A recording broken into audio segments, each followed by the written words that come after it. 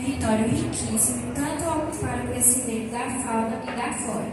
As árvores que caracterizam a caatinga possuem folhas pequenas, cobertas com um tipo de cera.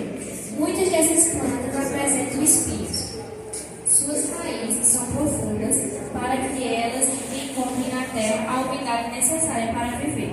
Na caatinga existe cerca de 1.000 espécies vegetais do bioma, dentre os quais 318 são endêmicas, e onde se destacam plantas como cactos, bromélias e leguminosas.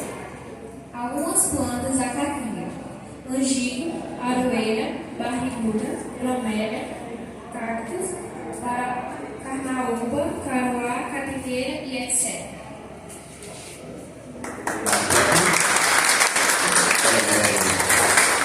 E aí, finalizando com o nono ano, o trabalho foi feito a partir das aves que são nativas do nosso ecossistema, do nosso bioma, que são as aves da caatinga. Então, a turma é pequenininha, aí cada aluno escolheu dentre os animais que eles conheciam, as aves que eles conheciam, dos cantos que eles ouviam, cada um deles identificou um pássaro, e aí nós fomos trabalhar nome popular, nome científico, o canto, que é depois no dia da exposição, nós fizemos uma grande exposição com esses cartazes que foram produzidos, que eu produzi com eles. Eles trouxeram as fotos e nós fomos para o nome científico, para o nome popular. Então nós fizemos cartazes, e aí a exposição, quando as pessoas passavam na exposição, os sons dos pássaros tocavam, o som que conduzia a exposição eram os sons dos pássaros da caatinga.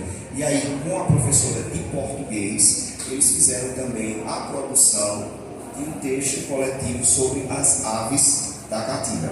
Caio, que é aluno do nono ano, e Eliezer, que é aluno do sétimo, vão ler porque eles fizeram o texto coletivo, então eles dividiram para os dois.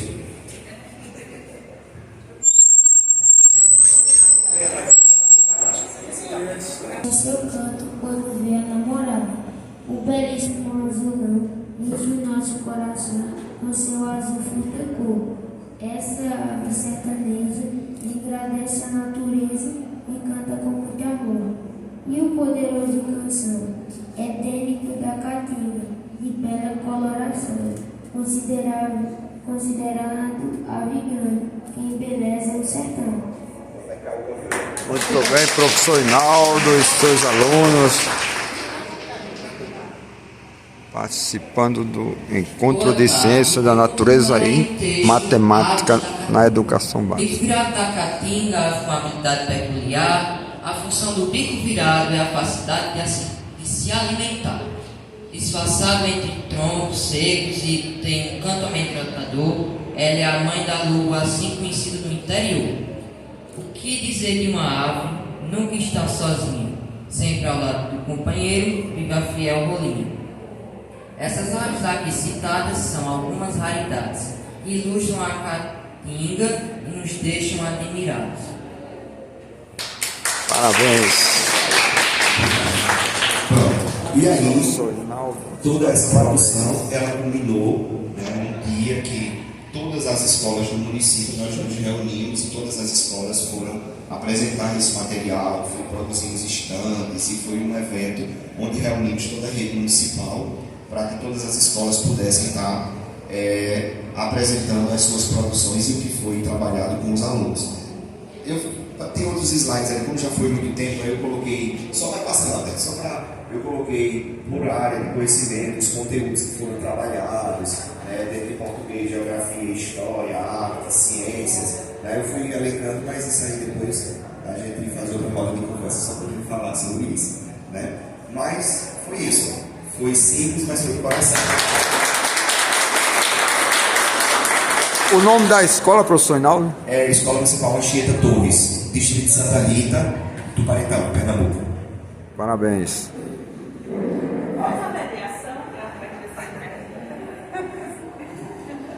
Pela excelente contribuição. É muito gratificante, a gente ver essa relação entre a escola, a educação básica e a universidade. E quando a gente vê professores trazendo as experiências da escola desenvolvidas para a universidade e não o contrário, né? Não a universidade levando para a escola. Então, essa relação eu acho que é fantástica. É muito bom que os alunos que estão aqui possam ver isso. Né? Como a gente pode trabalhar através das experiências de vocês. Eu gostaria de parabenizar vocês pelas falas, pela apresentação e tudo mais. E, para quem está ouvindo, gostaria de abrir para pergunta, né, para os professores.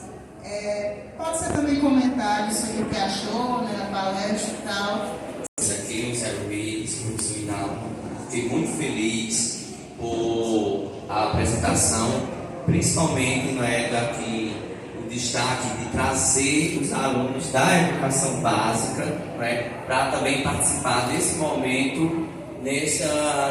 Essa apresentação foi muito evidenciada, assim, todo mundo aqui estava só observando e vendo também a desenvoltura de vocês, parabenizar os alunos também da educação básica. Então são duas perguntas de forma bem simples, ao professor Zé Luiz, como está sendo trabalhado essas atividades de forma contextualizada aqui com o semiárido, lá no curso de matemática da UEPB, nas atividades de ensino, de pesquisa e extensão, como está sendo esses resultados.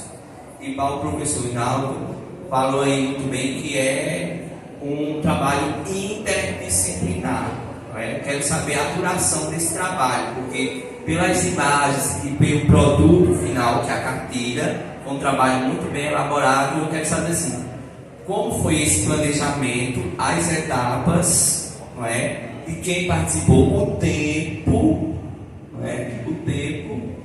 e também qual é a futura proposta. Porque eu sei que o senhor não, você, bem idealizado, acho que já tem uma nova proposta. Fabiano, perguntando ao professor Luiz, Zé Luiz. Sempre bom poder me rever e partilhar saberes. De forma muito tranquila, eu posso dizer que, por exemplo, quando você pergunta como, por exemplo, o semiárido tem chegado no CCHE, como é que o semiárido tem chegado nas aulas de matemática. Eu digo de forma muito tranquila que o semiárido ainda não chegou, sabe? Por que ainda não chegou? Porque para chegar ele precisa, por exemplo, viver experiências como a que Hinaldo desenvolveu lá na escola básica. Então a gente precisa sentar com o Hinaldo e ouvir Hinaldo das experiências que ele faz lá. Aí a gente chega no que eu queria dizer das praxeologias do professor, ou seja, os saberes que ele desenvolve, entende? Porque uma coisa, eu poderia dizer assim, não, olha, lá no CCHE eu trabalho com minhas poesias, com matemática, e sempre trago a catinga. De fato, eu faço isso, mas sou Zé Luiz, não é a licenciatura ainda, No entanto, ao mesmo tempo, sabe, não, eu acho que a gente tem avançado em alguns pontos. Por exemplo, a pesquisa em etnomatemática tem ajudado muito a revelar potencialidades de saberes, de vivências das pessoas que vivem no campo, por exemplo, e do cotidiano do Cariri. A gente fez um trabalho de investigação recente agora, e aí a gente verificou que dentre a produção feita na graduação na Paraíba, certo? Na área de etnomatemática, quem mais tem desenvolvido trabalhos com a etnomatemática, com as realidades do entorno, tem sido os campi do interior. Aí se destaca Monteiro, CDSA e Cajazeiras. Então, isso indica que, de alguma maneira, o semiárido está chegando. Ele pode não ser ainda o tema principal do debate nas aulas de matemática, por exemplo, mas ele está lá na pesquisa em etnomatemática, de alguma forma, ele existe e se faz presente. E o mais interessante, quando ele se faz presente, a última pesquisa que a gente fez agora foi lá em Tabira, na Feira de Gado Tabira. A gente teve lá, e muito interessante os saberes produzidos pelo pessoal que trabalha na feira, Então, a Feira de Tabira não estava lá, mas chegou lá e disse, olha, nós temos matemática aqui para ensinar para vocês. Então, isso é muito interessante. E no mais é isso, além dessa pesquisa, dessas iniciativas, eu acho que a gente ainda precisa, enquanto licenciatura, trazer isso com mais pujança, porque os saberes estão aí e a gente precisa valorizá-los. Né? E aí, eu acho que o Inaldo deu um mote, né? Então vamos lá conversar com o Inaldo, a universidade vai lá, né? É aprender com o professor que está lá na educação básica. Isso é o mais bonito dessa conversa agora. Eu venho de uma experiência com mais de 20 anos em educação da convivência. Eu já participei de alguns fóruns, de redes, como no caso a RESAB, o NUPEFEG, lá que eu fui pesquisa lá na Universidade Federal. Né? Então, eu tenho algumas experiências e, desde já, nós entendemos que a educação para a convivência, antes de ela se tornar uma política da gestão da educação, os professores precisam internalizá-la. Não existe educação para a convivência como semiárido se não existir a mobilização e o interesse pessoal do cada professor. Né? Então, a nossa escola, durante muito tempo, ela foi referência em educação para a convivência do semiárido. Né? As gestões que passaram ao longo desses 20 anos tiveram essa sensibilidade de conduzir esse processo, mas, volta e meia, nós sabemos como funcionam as políticas públicas. Se as pessoas não estão apropriadas dela, não são as gestões que vão dar continuidade, porque, infelizmente, no Brasil se tem a cultura de que, se a sua experiência foi exitosa, eu sou oposição a você, nós temos que passar panos por cima e ninguém vai nem citar teu nome. E aí, nós como é que nós chegamos a esse projeto? Então, um projeto vai levando a outro. Um ano atrás, nós sentamos, enquanto escola, para planejar um projeto sobre cultura nas comunidades. E aí nós escolhemos o nome desse projeto, A Minha Comunidade é Show. Porque a nossa escola atende mais de 30 comunidades. Né? É um distrito que atende pessoas de Guaraci, município de Guaraci, de São José do Egito, de Tuparetama, Caseira e Monteiro, né? Porque nós fazemos fronteira com esses municípios todos. E aí, nesse projeto de Minha Comunidade é Show, a nossa intenção era fazer um mapeamento cultural, artístico-cultural dessas comunidades e trazer esses artistas para a escola. Que aí já é outro projeto que eu já me ofereço, outra roda de conversa para a gente conversar sobre. Já está vendendo peixe para mim de novo, ele quer de novo para mim. E aí, nesse mapeamento dos artistas das comunidades, nós sentimos a necessidade de trabalhar as questões relacionadas, porque nós já tínhamos trabalhado isso nessa escola há mais de 10, 15, 20 anos atrás. Mas com o pós-pandemia, com o distanciamento social, muitas dessas discussões sobre o semiárido, sobre a caatinga, foram se perdendo. Então, nós provocamos a gestão municipal para que, e aí tinha uma resistência no município de que o projeto era meu, eu quem tinha que executar, eu quem tinha que realizar. Então, nós sentamos com a gestão e disse, nós precisamos de um planejamento coletivo. Então, nesse dia, a escola inteira parou, com todas as áreas, com todos os segmentos, para que a gente pudesse fazer. Então, a discussão do sexto e sétimo de plantas medicinais foi uma escolha nossa dentro do currículo que ia nos dar norte para ter uma abrangência maior para trabalhar. Trabalhar plantas nativas com o oitavo ano foi uma escolha também nossa dos professores que tinha um norte maior dentro do currículo. Trabalhar as aves da caatinga com o oitavo e nono ano dava uma abertura para se trabalhar outras questões das outras áreas.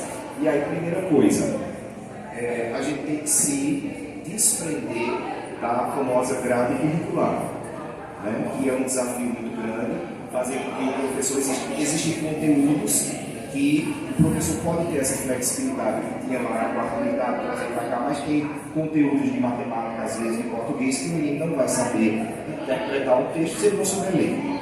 Né? Então, a gente usou dessa flexibilidade para que a gente pudesse trazer esses conteúdos. Então, esse projeto ele surgiu a partir de uma necessidade de um outro projeto que foi minha comunidade achou, e aí nós pensamos, então a execução desse projeto ele se deu final do primeiro bimestre e todo o segundo bimestre. Nós trabalhamos para poder ter esses produtos, para poder ter esse material todo, então precisou aí no mínimo 3 meses para que a gente desenvolvesse. Escola, infelizmente ou felizmente, aí quando termina o segundo bimestre, corre que já vem setembro, o mês aí vem a questão do folclore, corre que já vem setembro, corre que já vem setembro amarelo, já vem o outubro rosa, já vem aquela. Então a gente é imbuído de um monte de projetos, mas a gente tenta priorizar esses projetos que de fato nos fazem evidenciar a nossa cultura e a nossa convivência conciliada. Então, basicamente foi isso. Não sei se eu consegui responder. Obrigado. Acho que respondeu muito bem, inclusive, Fabiano, inclusive. Obrigado, professor. Ontem, inclusive, o professor Naum fez uma pergunta sobre currículo, né? E acho que através das experiências, a sua, do professor, que teve que se ausentar, porque já está em outro evento, né? Teve que sair. Através dessas experiências, a gente pode ver que é possível, né, desenvolver estratégias de contextualização com a nossa realidade. E é possível trabalhar a cultura, trabalhar semiárido, trabalhar o saber que eles já trazem, a vivência deles. É só uma questão de um pouquinho de esforço, de consciência do professor, né? A gente vai abrir para o professor Rafael fazer uma pergunta, né, professor? E logo após, ele também estava na mesa, eu queria convidar ele para cá.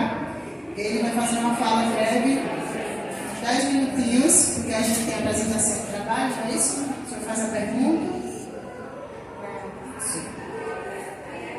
Obrigado, professor Manuel. Parabéns, já os meus parabéns para a nova equipe.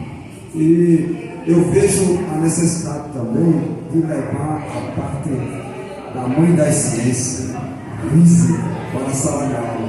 Você olha para a parede ali, olha, professor Patrício está ali. É uma alegria sempre ver o professor Patrício, meu aluno de estação científica, de física quântica. Mostra a parede ali, olha como é que está a parede colorida. Foi que houve ali. Tem cola ali? Não. Eletrização do canudinho que ficou com excesso de cargas negativas e a parede positiva atraiu, né? A parede atraiu. Eu gostaria de fazer um questionamento sobre plantas medicinais.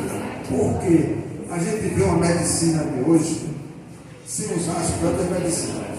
Lamentável, né? Você colocou que está fazendo trabalho com plantas medicinais. Eu pergunto. Tem parceria com a área de saúde? Sim. Porque o que a gente vê com os médicos, ele não olha nem para você e passa um remédio para dor de cabeça. Você volta lá novamente, já agora com dor no estômago, ele também não olha nem para você e passa outro remédio. Às vezes o nome é até difícil de dizer, Maximum, né? Que a gente vê muito por aí. E falta realmente essa parceria. Eu vejo essas. E, lógico, depende do gestor. Né? O gestor precisa exigir uma capacitação dos médicos. Os alunos estão dando aula para os médicos. Parabéns, professor.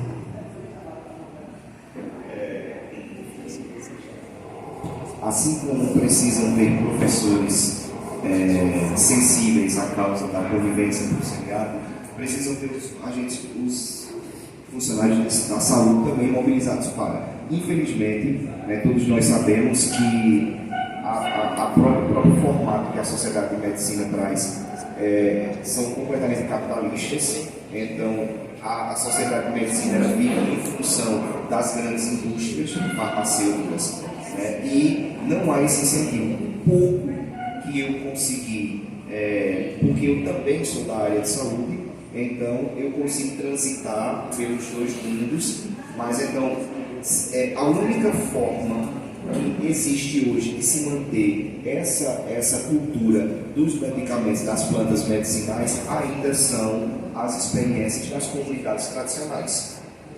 Então, fora das comunidades tradicionais, a gente não consegue ver, pelo menos lá na nossa região, nem um profissional de saúde, né, que traga, que recomenda, que traga esse referencial. Infelizmente não. Mas aí quando a gente chega nas comunidades, aquelas tem as benzedeiras, né, tem aquelas pessoas mais velhas que ainda usam o referencial das plantas medicinais. Mas infelizmente nós estamos dentro dessa estatística de municípios que de fato os profissionais da área de saúde não estão mobilizados para ou sensíveis à causa dos medicamentos naturais, porque quem faz a roda girar, infelizmente, são as grandes indústrias químicas, né? Então, infelizmente, usam sim a nossa babosa, né? O nosso cajueiro, né? O nosso museu, são utilizados sim, mas na forma da industrialização, mas tirando o papel das comunidades, das benzedeiras, das comunidades tradicionais. Então, infelizmente, nós não fugimos dessa estatística. Obrigada, professor. Acho que respondeu bem a pergunta, né? Passo agora a palavra para o professor Rafael, que vai fazer uma fala breve, né, professor? E aí a gente se encaminha, se não tiver mais nenhuma pergunta, para a finalização da mesa, né? Que daqui a pouco a gente tem a apresentação dos trabalhos dos GTs, né? Tem a roda de capoeira. Tem a roda de capoeira ainda, né? Vai ser show de bola.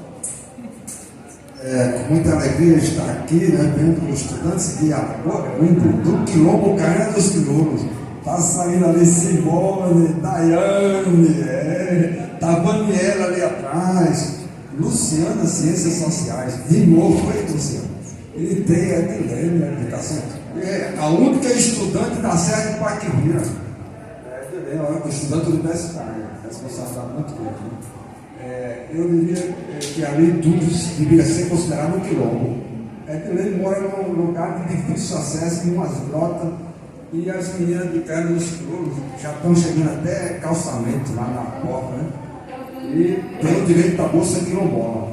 Então, a política pública precisa ser mais divulgada, né? E também questionado. Por que não se tem essa comunidade Paquivira?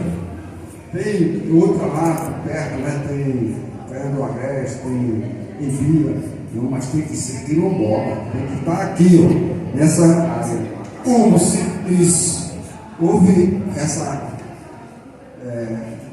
Bom, passando por isso, vamos primeiro fazer uma apresentação. Eu sou professor da UFCG Campus Cuité, professor Rafael de Lima Rodrigues, de Alagoa Grande. Trabalhei 16 anos em Cajazeiras. A minha sala, meu ambiente de trabalho era o laboratório de física. Quando iam fazer experiência de física, eu colocava a gente para fora. Então, fiquei sabendo do campus novo, entregue e pronto. O campus universitário de Cuité hoje é o mais perto do Nordeste. Ninguém fala isso, principalmente o presidente Lula, não foi falar. Que a gente apoiou na sua volta ao Congresso, né? Subiu a rampa mais uma vez no Congresso Nacional.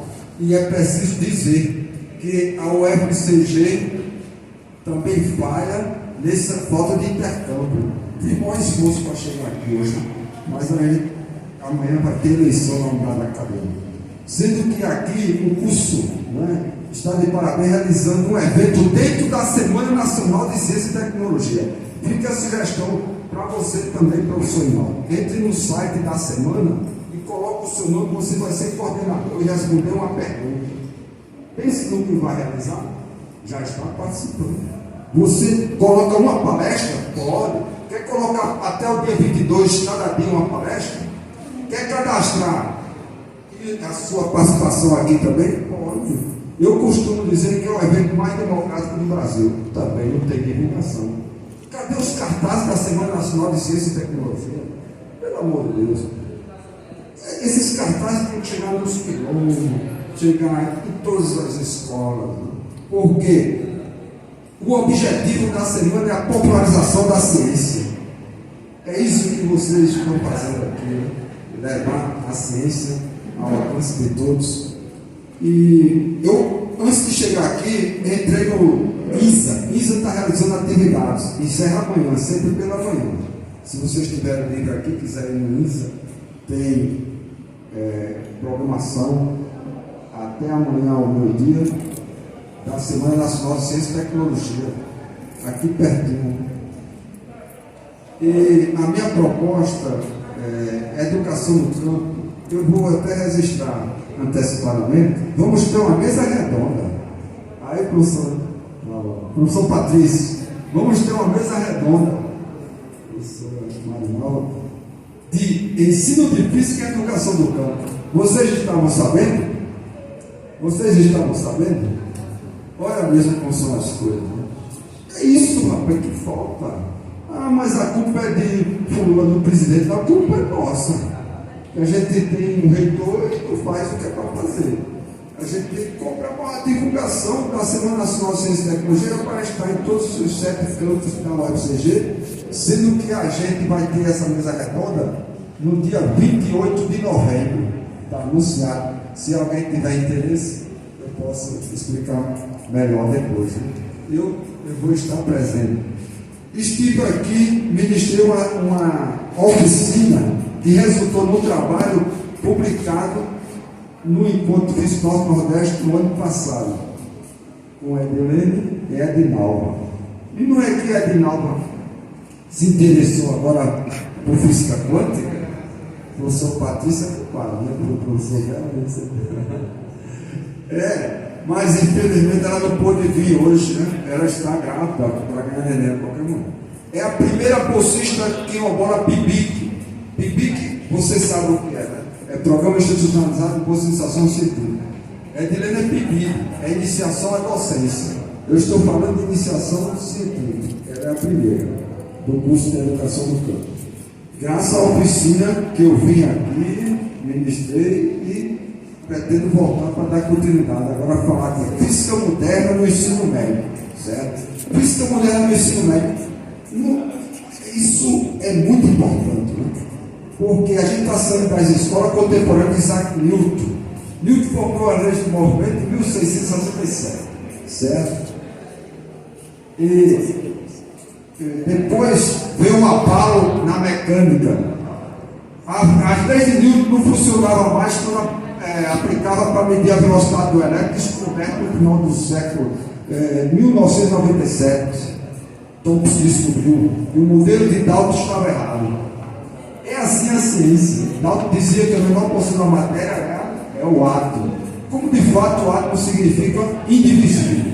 Sendo que veio o Rutherford e a equipe em 1911 derrubou o Thompson. Porque Thompson disse onde tem uma partícula com carga negativa, a gente tem uma positiva, espalhada em todo o volume do ar. Então o Rutherford mostrou que não, as partículas de carga positiva estão no núcleo do ar. O modelo de hoje é o núcleo com prótons e nêutrons descoberto por Jacques em 1932. Então o modelo é esse. É o modelo que a química usa. Um núcleo com prótons e nêutrons, um elétron vibrando em torno do núcleo. Certo? E as leis de Newton não funcionam. Mas o que é isso? Pô, é verdade. Só em 1926 foi formada uma outra teoria para descrever esse movimento do mundo invisível, chamada de mecânica quântica.